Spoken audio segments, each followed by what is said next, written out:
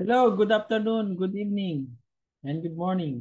No, welcome po ulit dito sa ah, page. No, I am worldwide page no, ng team provider. Ako yung founder niyan. Then, ang ituturo ko ngayon is how to encode ng kung ikaw ay nag-aayong worldwide, no, yung paano yung may isesend sa yung code, yung mentor mo o yung pay-in na nakapagpa-pay-in ka sample is now is Copper. No, nakapagpa-pay-in ako ng Copper at may nag-send sa akin yung IBC Qatar ng code. Then ituturo ko ngayon kung paano. Isi-send niya yung codes. Kung nakikita niyo yung codes.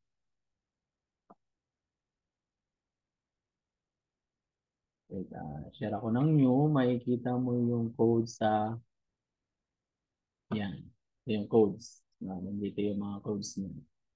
Okay? Yan. Then, share lang po tayo ng isa pa. I-encode na natin siya. Sa system, ito yung system. Pasok ka lang sa I am worldwide na login, tapos yung username and password mo na binigay ko sa'yo. Okay? Login ka lang dyan at um, syempre, checkin mo yung acknowledgement receipt na binigay sa'yo. Then, saan ka pupunta niyan? Genealogy. Pupunta ka ng Genealogy once na ikaw ay magre-register. Register new member mo, new DR, direct, no, direct referral mo. Register ka lang sa new. Register new. Okay, itong reference number na to, no, titignan mo yung acknowledgement receipt sa SO number. Okay, 10047. Yan. Yan yung reference number. Diyan nasisimulan. SO number, hanapin mo siya dun sa AR mo, acknowledgement receipt. Then, activation number. Activation number, ito, 777.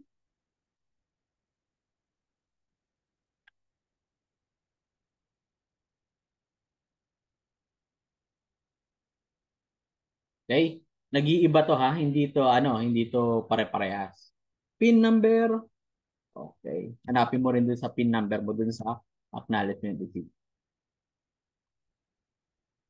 Then ID number, ito na yung ID number ng taong ano mo na nag-avail sa iyo. Okay?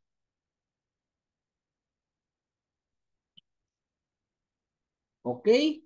Yan, new member, authentication, makikita niyo diyan authentication, validation, new member. Kasi nakita ng system na new. Okay?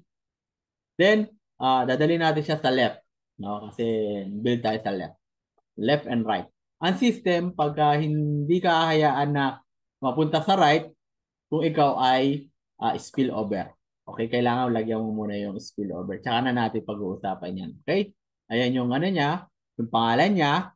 Then, ang password natin, default password lang po natin. Yan. Ibibigay ko yung default password na yan. Okay, and then, submit. Yan, registered na. Okay? Ganyan lang po, register successful. Di ba, napakadali.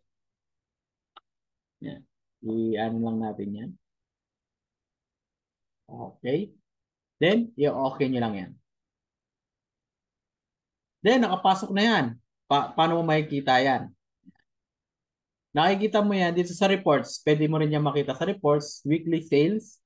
No, yung nag-encode ka ngayon, nandito na yan.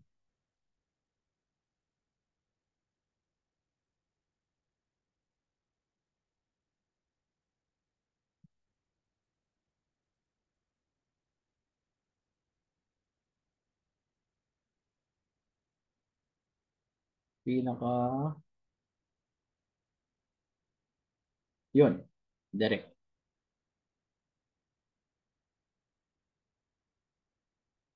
Okay.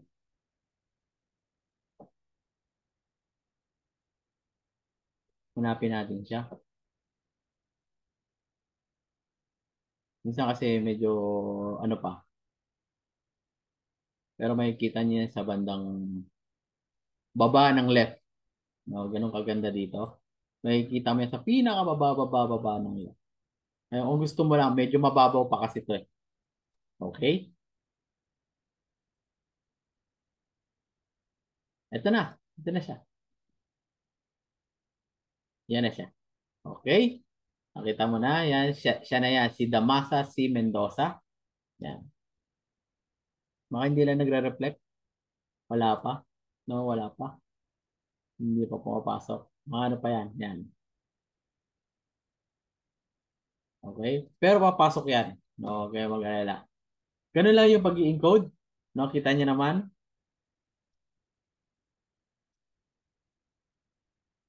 Nandiyan mo makikita lahat yan. Pagka na-encode mo na siya.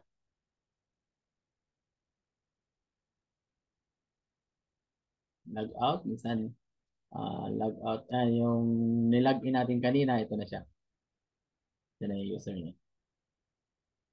Okay. Nagawa na siya. Nagawa na siya ng pinaka-user. Yan. Kasi ilalagin natin yan. Papakita natin sa kanya.